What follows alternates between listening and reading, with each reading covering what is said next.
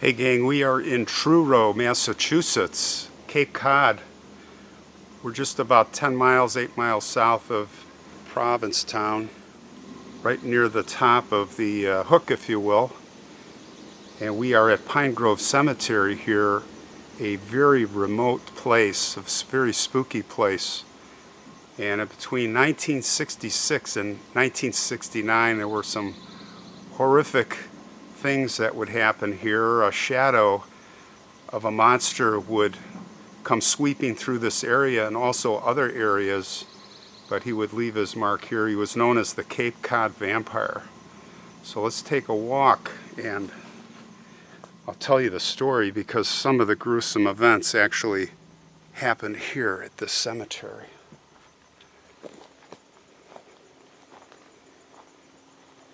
Now I've got to give a shout out to Tommy the cat.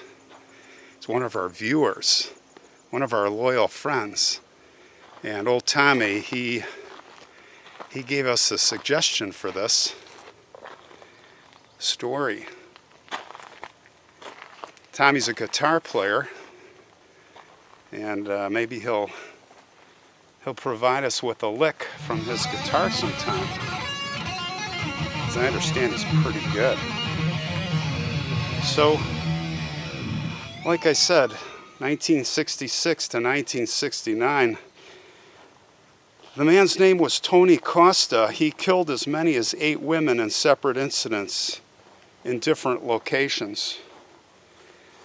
And this location is one of them. It was his final group of victims here that made him infamous, and he had earned this name, the Cape Cod Vampire. Now, this is normally a pretty sleepy place, a safe place. But on this day, this time, there would be several dismembered bodies discovered in the woods near here and here.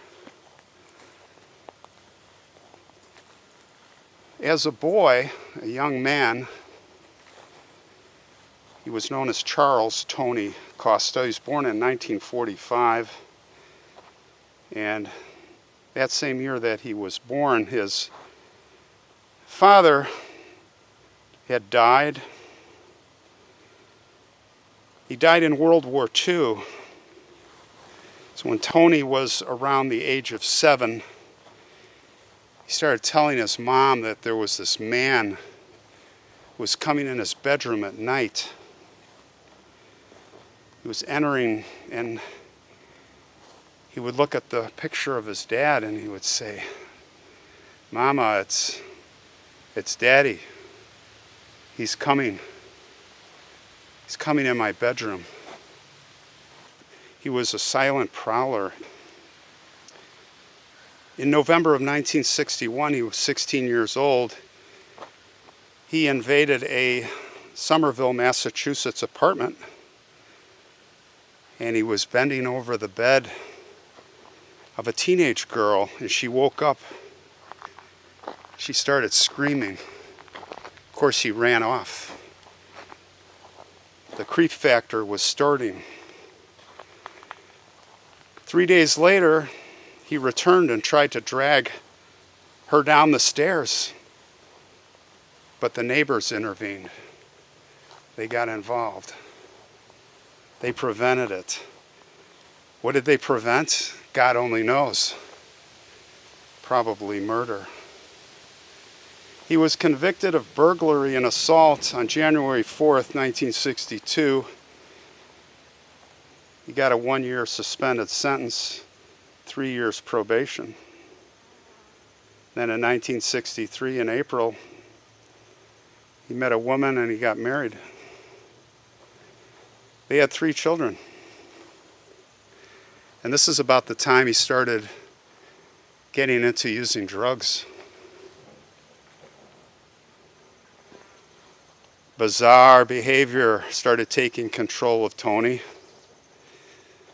It was in June of 1966.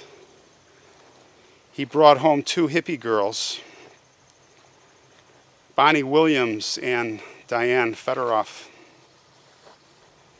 He said, I'm going to be driving them to Pennsylvania, moving on alone. I'm going to leave from here to California. Imagine what his wife said.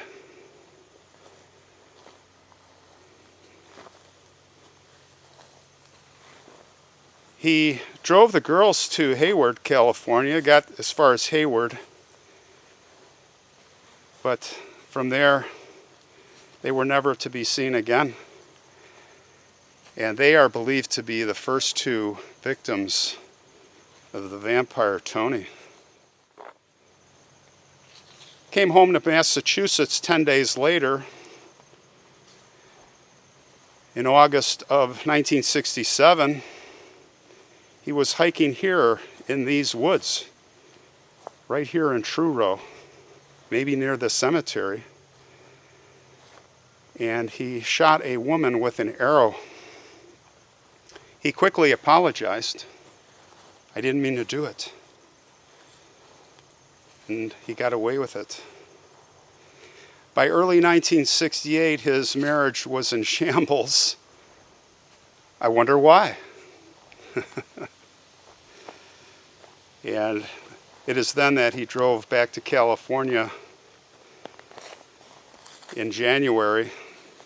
Stopping briefly in San Francisco, he went to the Haight-Ashbury district, the free swinging area where the hippies were hanging out, free love.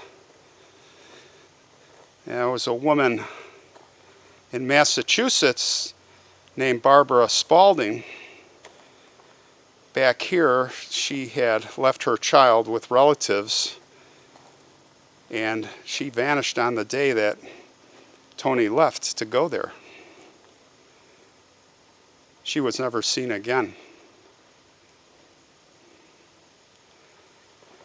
The next report of Tony comes from here in Massachusetts.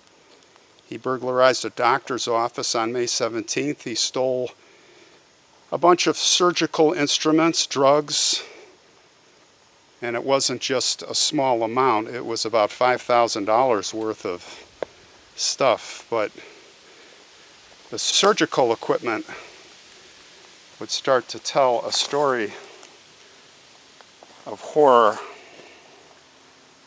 You can only wonder why he got all that. Well, I'm going to tell you. About a week later, there was an 18-year-old woman named Sydney Monson. She disappeared from here, just north of here in Provincetown. Another victim.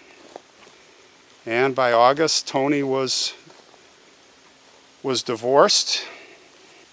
He had already a new live-in lover, a woman named Susan Perry. She lasted for about a week before she disappeared. And that was on September 10th. Well, the next thing, he started spending time and sharing drugs with a woman named Christine Gallant. And on the weekend of November 23rd, Christine was found dead in her New York apartment.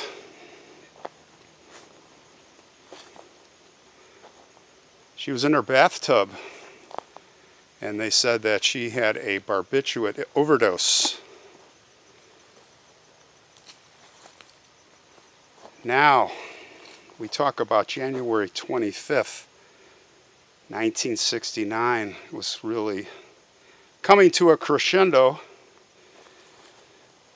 It was here.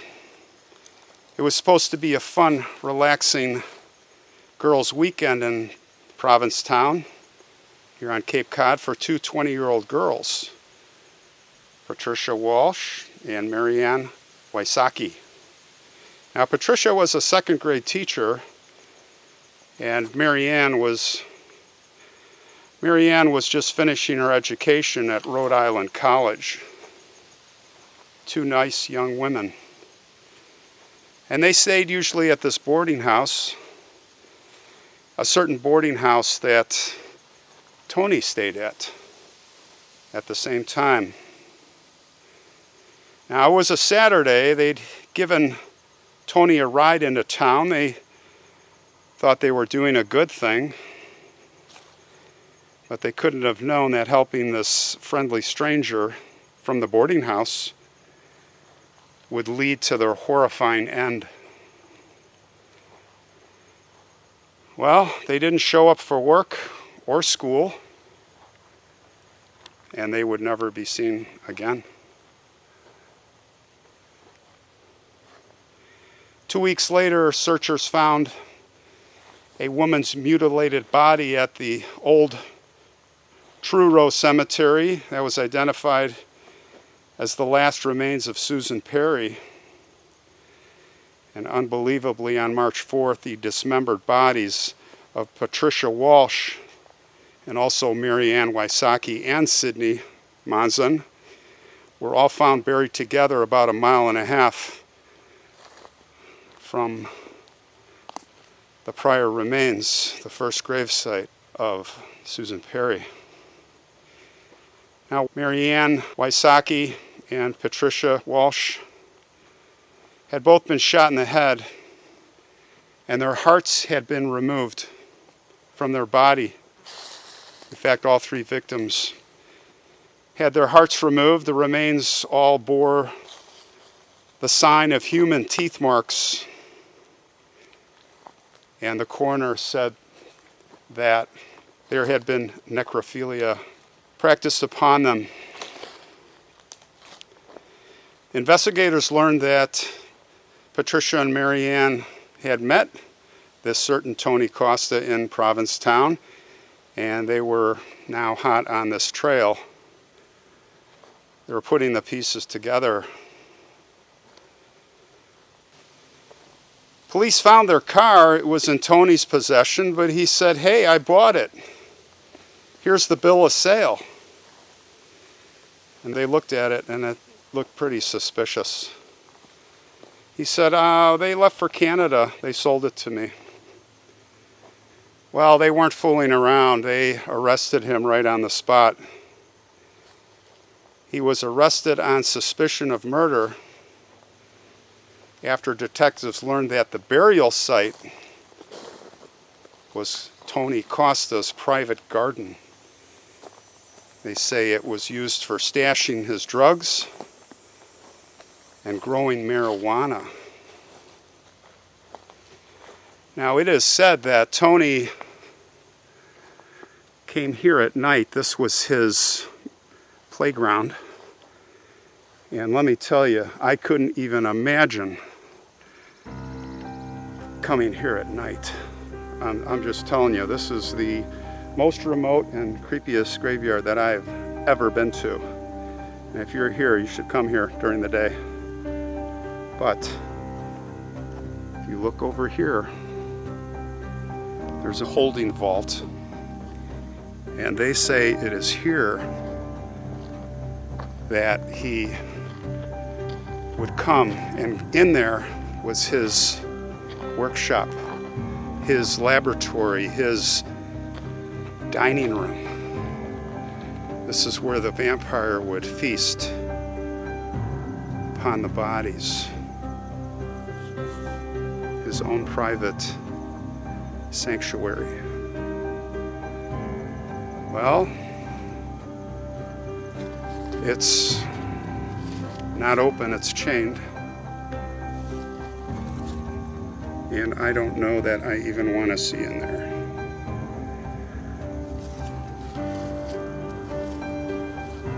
Imagine being the one that came here to find the evidence of what happened here, the pieces that were left, right? Well, what happened to this guy? Well, he went to trial. The trial opened on May 6, 1970. And no surprise, he was convicted. Sentenced to life on May 29th. And it is then when he began stocking his cell with really weird books on ritual magic and the occult, including a copy of Anton LaVey's Satanic Bible. He must have been one weird dude in prison. You just have to imagine the other prisoners. They probably stayed away, gave him some space. 4 years later, on May 12th, 1974, is when Charles Tony Costa was found hanging in his prison cell, a leather belt around his neck. The death was said to be a suicide, but they say he was probably murdered. So we're going to go from here to the cemeteries where the women are buried in Rhode Island. We're going to pay respects, and we're going to get the heck out of this creepy place.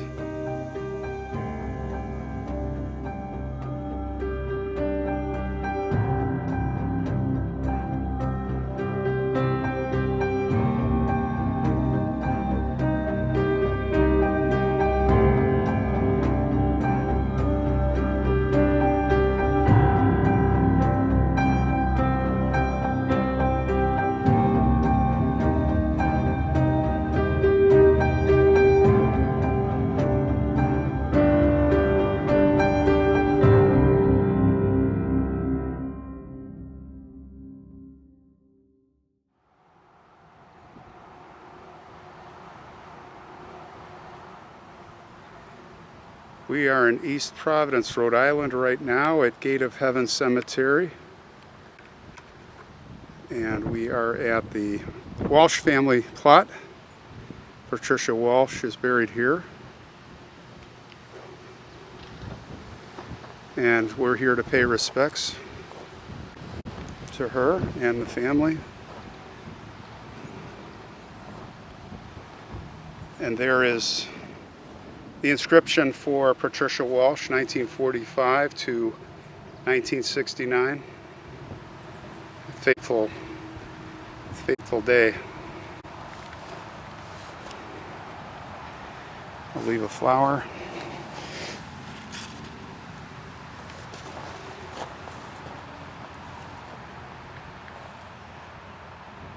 Very sad what happened to Patricia. I don't know much about her, but there is a high school picture, looks like senior class, with the description of who you were.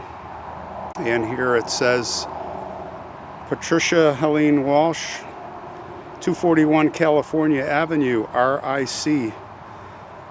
And the quote on Patricia, "Good humor is the help of the soul." It says that her activities included bowling, swimming, skating, cage ball. She was in the French Club and Junior Alliance. And her quote to be remembered was, "Me? Blush?" Quote unquote. Rest in peace, Patricia. And we'll now head to the other cemetery.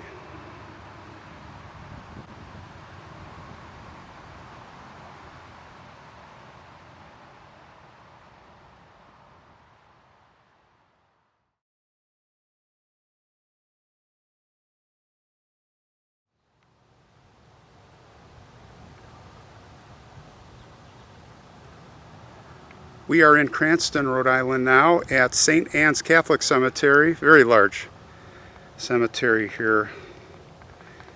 And of course we're at the grave of Marianne Wysocki, who was buried here with her two parents, Walter and Martha.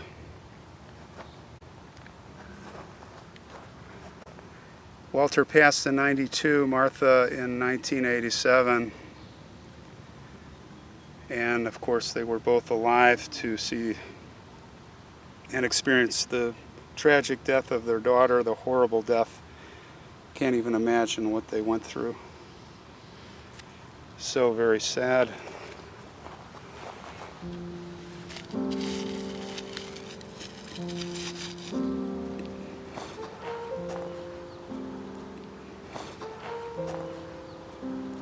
Well, we have the high school picture Also for Marianne, her quote was formed of joy and mirth, which is by William Blake. Shown as 157 Superior Street, RIC. Her activities, Marianne she liked to bowl. She was also into swimming and skating, and also cage ball. 9 Court, Junior Alliance, Junior Red Cross, a messenger, and budget collector. So Marianne was quite active. And she is remembered for her lavender cookies. It's beautiful.